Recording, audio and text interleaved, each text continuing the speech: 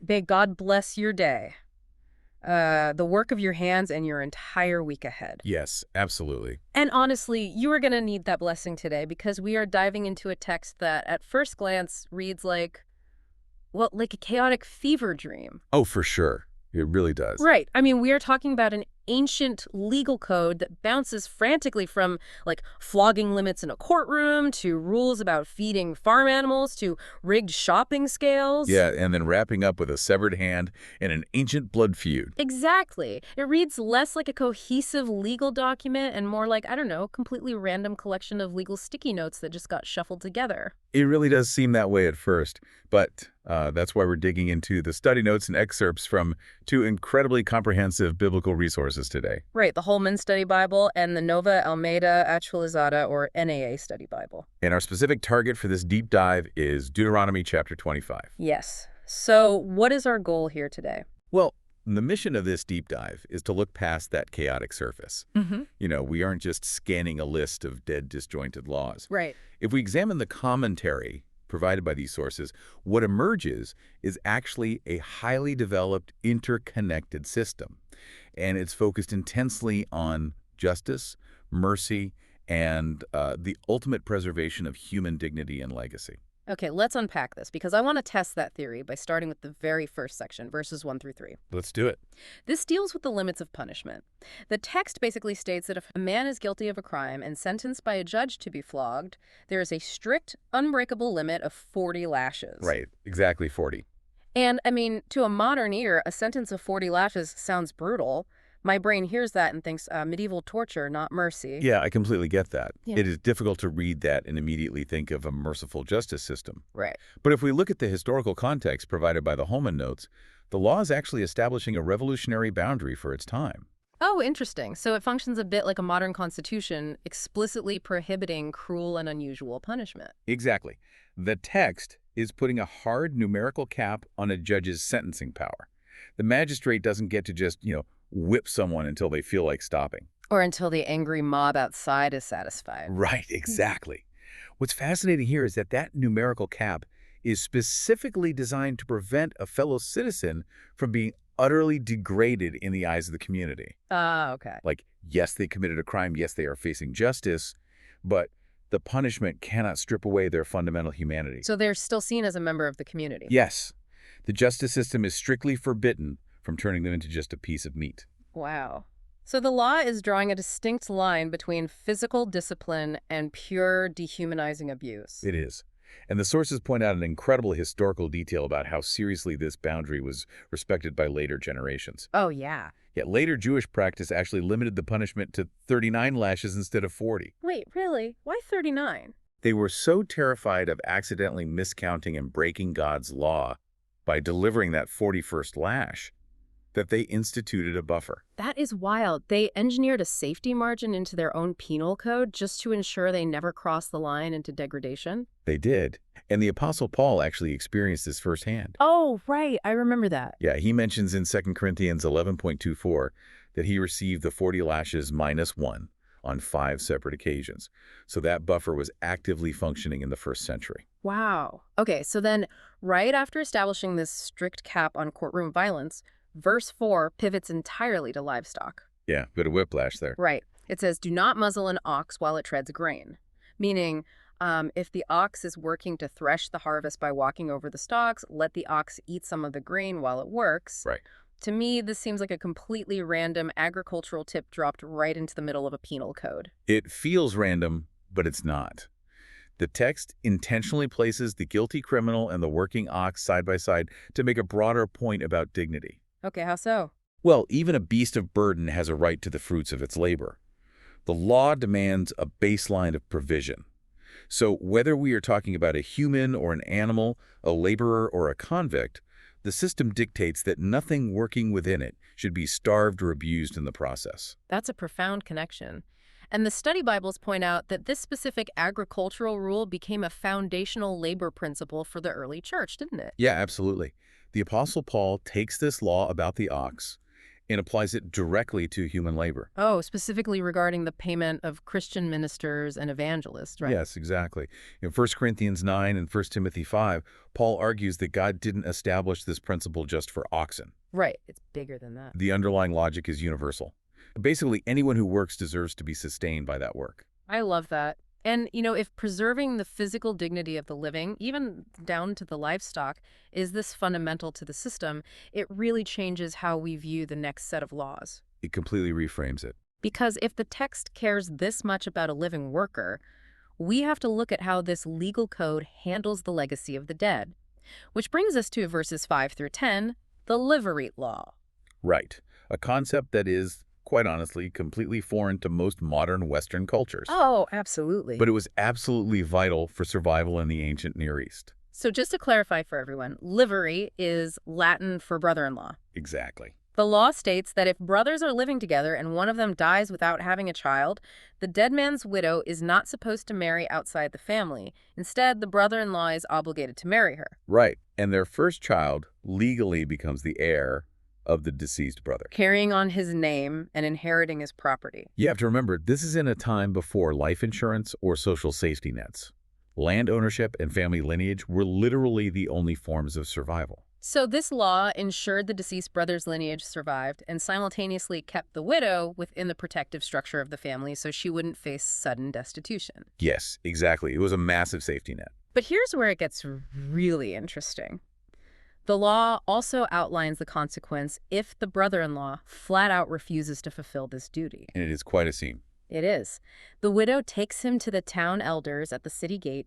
She walks up to him, takes off his sandal, spits in his face. Wait, spits right in his face. Yes. And from that day on, his entire family is publicly branded as the House of the Unsandaled. Oh, wow. It's essentially a highly theatrical, ancient breach of contract lawsuit taking place right in the middle of the town square. This raises an important question regarding the mechanics of the law, though. Okay, what's that? Well, if preserving the family line is so critical that it warrants this intense public shaming, why doesn't the legal code simply force him to marry her? Right. Good point. Why give him an out at all, even a humiliating one? Drawing on the NAA's study notes, we actually find a profound layer of protection baked into the process. Ooh. Yes, he faces immense public shame for failing his familial duty, but he is legally allowed to refuse. And that loophole protects the widow's autonomy just as much as his. Oh, I see. Because imagine being a grieving widow legally forced into a marriage with a resentful man who publicly stated he didn't want you or your late husband's legacy. Right. That would just trap her in an incredibly hostile environment. So the law allows for severe public accountability without mandating a disastrous union. That is so smart. It is. And the NAA notes also point out that this was a rare instance where polygamy was explicitly permitted. Ah, because the brother-in-law might already be married. Exactly.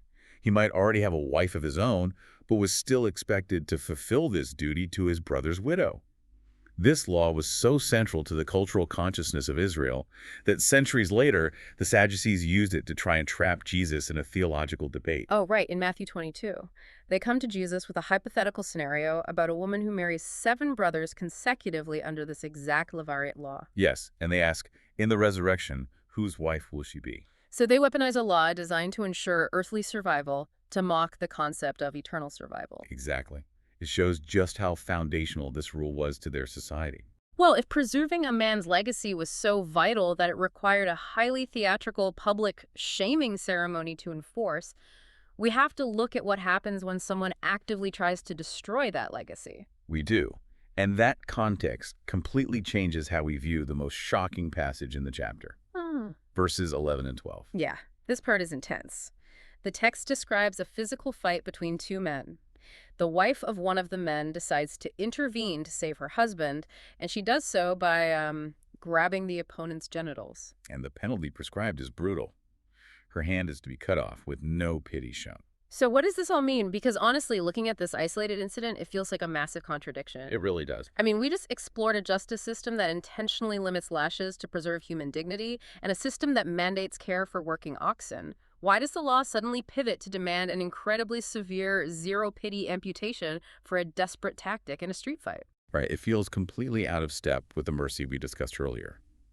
But if we connect this to the bigger picture, using the insights from the Holman study notes, the underlying logic actually becomes clear. Okay, I'm listening. We have to look at the potential biological result of the woman's action. You mean the permanent physical damage? Exactly. Her action had the potential to emasculate the man, permanently destroying his biological ability to father children. Ah, okay. So it's not simply viewed as an assault or just a dirty fighting tactic. Not at all. Think about what the Levirate law just established regarding legacy. Passing on a name and preserving a family lineage were of the utmost sacred importance. Right? So when this woman permanently damages his reproductive organs, the ancient legal framework viewed it as a literal, irreversible assault on that man's future existence. Wow. So she wasn't just ending a physical fight. She was basically ending a lineage. It's essentially generational theft. That's a great way to put it. The law demands zero pity because the crime threatens the very survival of a family name. It is an extreme measure reserved for an extreme threat to the core fabric of their society. That makes so much more sense now. The progression of this chapter is honestly fascinating. It really is. We've moved from courtroom punishments to farm animals to legacy to physical assault. But then, starting in verse 13, the chapter abruptly zooms out from intimate family dynamics and steps directly into the marketplace. Yeah, but it continues the exact same theme of protecting the vulnerable, just on a macroeconomic scale. Let's look at that. Verses 13 through 16 ban the practice of carrying two different weights in your bag.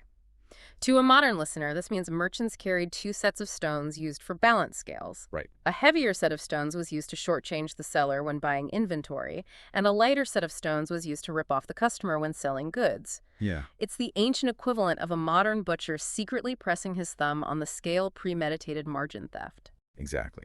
And the text calls this practice an abomination to the Lord. The NWA notes highlight that this isn't categorized as just a minor civil infraction or a simple fine. It's much more serious. Oh, yeah. It is considered a direct violation of the Ten Commandments, specifically the Ninth Commandment against bearing false witness. Carrying rigged weights is literally living a lie. You're stealing from someone right to their face by exploiting their inherent trust in the market system. Which perfectly leads us to the final section of the chapter, verses 17 through 19. It commands Israel to completely destroy the Amalekites and blot out their memory, specifically instructing them, do not forget. The reason given is because of what the Amalekites did to Israel in the Sinai Desert right after they escaped Egypt. Right. But as a reader, placing a law about rigged market scales right next to a mandate for holy war against the Amalekites seems like a massive thematic leap. I know, it seems completely disconnected. But that's until you look at the historical context of that attack, which is recorded back in Exodus 17. Okay, remind us what happened. The Amalekites didn't meet the Israelite army head-on in a fair battle. Israel was wandering, they were exhausted, and they were very vulnerable. The Amalekites attacked from the rear. Oh. Yeah. They specifically targeted the weak, the sick, the elderly, and the stragglers who had fallen behind. Wait, so the ancient legal code viewed a guy secretly pressing his thumb on a market scale as the exact same type of evil as a marauding army. Pretty much, yeah. That's a massive escalation of everyday fraud. It is, but think about it. Both the dishonest merchant and the Amalekite army are, at their core, predators. Oh, I see. One preys on the trusting consumer in the marketplace. The other preys on the physically exhausted and vulnerable in the desert. Wow. In both everyday commerce and national history, exploiting the vulnerable is viewed as a fundamental abomination. So the merchant and the raiding army are committing the exact same sin, just on vastly different scales. Exactly.